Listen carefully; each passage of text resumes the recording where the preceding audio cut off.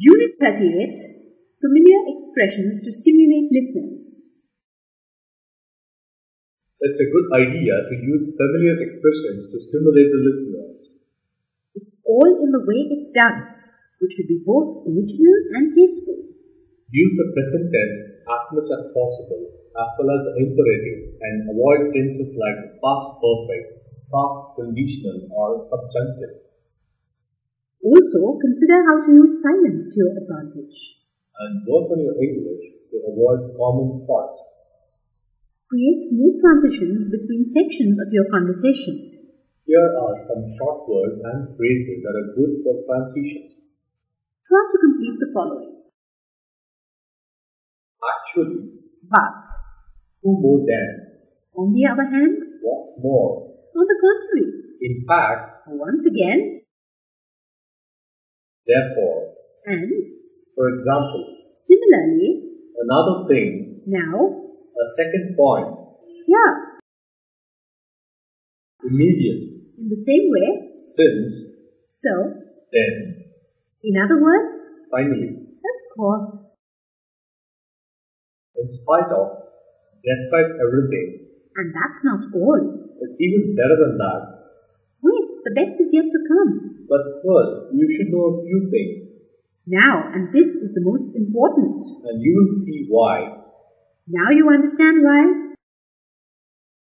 But there is one thing more you have to do. You might be asking yourself. As you already know,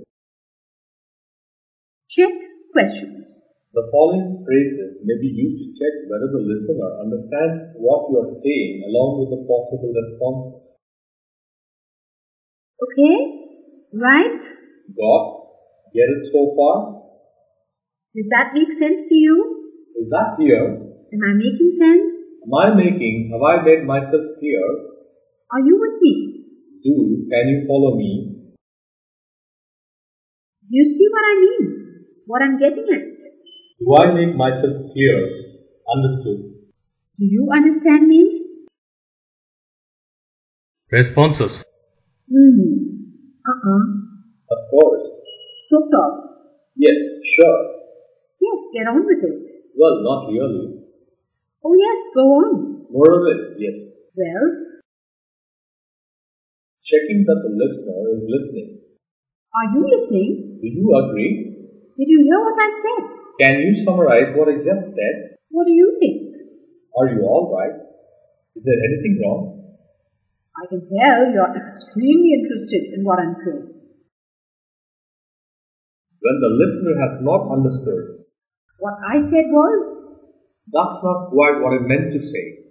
what I really meant was, It's not actually quite that simple, complicated. what I'm really trying to say is, There's more to it than that. basically what I meant was, It's really more a question of, that's not really what I was getting at. sorry, let me explain it more clearly, in another way, better. Let me put it in another way. That's not exactly what I meant to say. When the listener misunderstood you and started to get upset, No, don't get me wrong. What I meant to say was, no, don't misunderstand me. you must have misunderstood me. No, I didn't mean that. That's not what I said, meant. That's really not how I meant for it to be received. I certainly didn't mean for it to be delivered in that way. Yikes, let me start overlay again. Telling a story or presenting facts in an interesting or dramatic way. You would never believe this. I couldn't believe my eyes, ears. You may not believe this. But, Do you know what happened then? this is hard to believe, but, What do you think he did? believe it or not, And you know what? can you imagine? Guess what? And just imagine. You'll never guess what happened next. Imagine my surprise when Are you sitting down? You'd better sit down. I was surprised to find out. And then, to add insult to injury, Surprisingly, strangely enough, as if that wasn't enough, adding surprising or shocking elements to a story. And that's not all of it. And there's more. But wait, there's more. And there's something else too. And that's not the end of it. And listen to this.